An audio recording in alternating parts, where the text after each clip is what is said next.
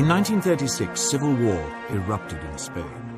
It was exceptionally vicious, setting family against family, communist against fascist, believers against atheists. In 1931, a left-wing government had come to power determined to get rid of the centuries-old Spanish monarchy. The king was forced into exile and a republic was declared.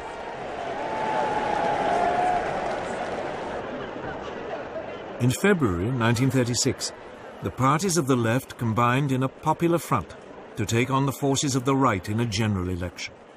The Popular Front won narrowly. Even though its reform program was modest, the wave of strikes and land seizures led the right to fear that a communist takeover was inevitable.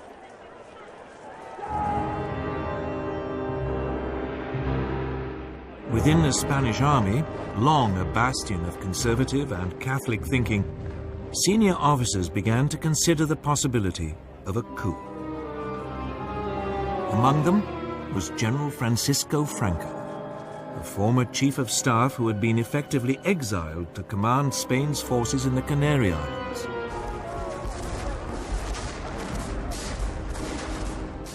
On July the 17th, 1936, the units of the army fighting guerrillas in Spain's colony in Morocco mutinied. The next day, Franco flew to join them, proclaiming a new nationalist movement which would save Spain from communism. Mainland garrisons now joined this revolt. The Popular Front responded by calling for volunteers to defend the Republic. Battle lines had been drawn. At first, Franco faced problems. He and his army were in North Africa, and he had to get across the Straits of Gibraltar back to Spain.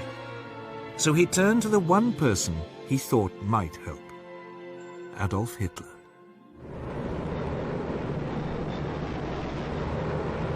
Within a month, transport aircraft from Hitler's new Luftwaffe had begun an airlift, taking Franco's battle-hardened veterans over to southern Spain.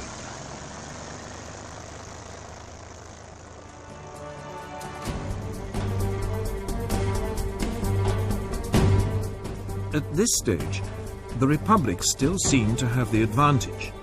The pro-Franco military uprisings in Madrid and Barcelona were quickly crushed, leaving it in control of most of the east of the country.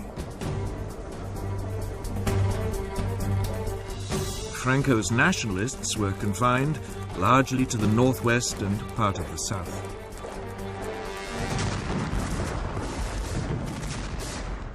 But the nationalist situation was transformed when Hitler and Mussolini started to pour in troops and weapons.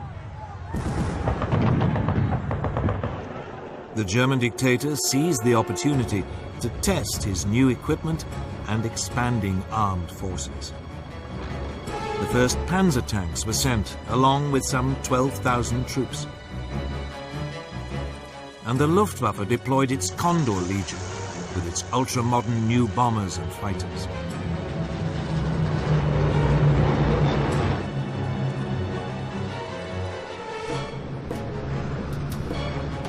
Mussolini sent a so-called volunteer corps of 50,000 men and more than 700 aircraft. In vain did the Republicans appeal to Britain, France, and the Soviet Union for help. But London and Paris were scared of setting off a European war. They declared a policy of non-intervention. Cynically, both Germany and Italy signed up to this. But when it became obvious that they were still sending arms to the nationalists, Joseph Stalin, the Soviet leader, announced that he would help the Republic. Stalin's worry was the rise of fascism in Germany. Hitler had made it abundantly clear that he believed communism to be Nazism's ultimate enemy. Stalin saw the Spanish conflict as a way of keeping Germany and Italy occupied while building up the Soviet Union's military strength. About 700 military advisors were sent, along with tanks and fighter aircraft. It was something, but no match for the support Franco had received. In fact, the largest source of outside help for the Republic didn't come from a country at all, but from volunteers, the International Brigades. About 30,000 left-wing Americans, British, French and Germans signed up to fight in Spain.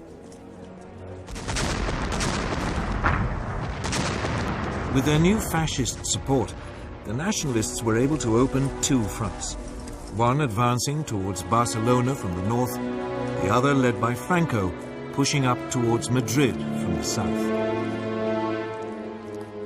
By the end of 1936, Madrid was enveloped on three sides and virtually under siege.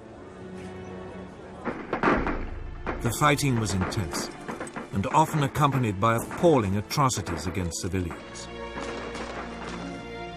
The Republicans hunted down and murdered Roman Catholic priests. The nationalists slaughtered anyone accused of being communist.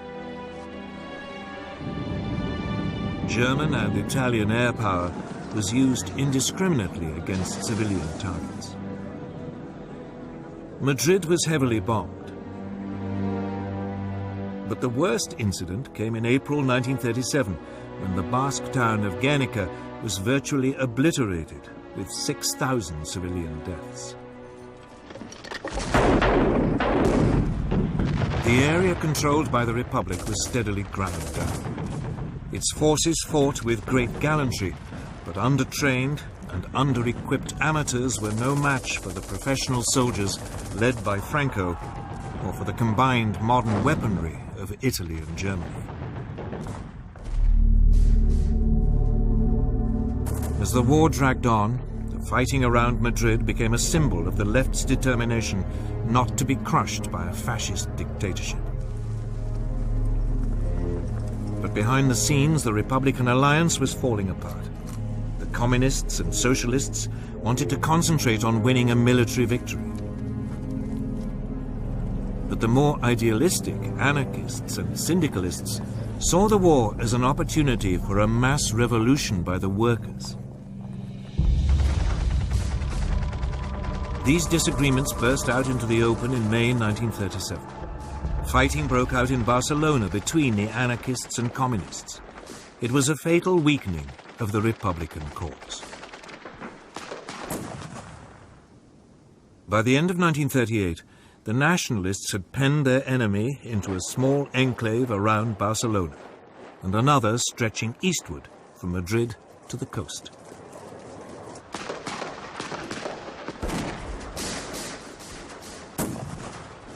Madrid continued to hold out, but the international brigades were withdrawn.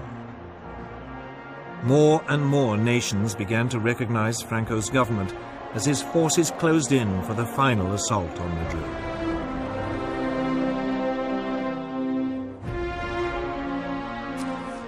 At the end of March 1939, its defenders, exhausted after nearly 3 years of fighting, the capital finally surrendered.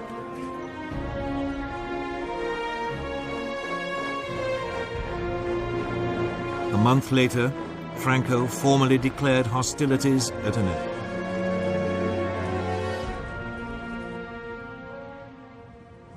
The scars of Spain's civil war took years to heal, and in some ways, they never have.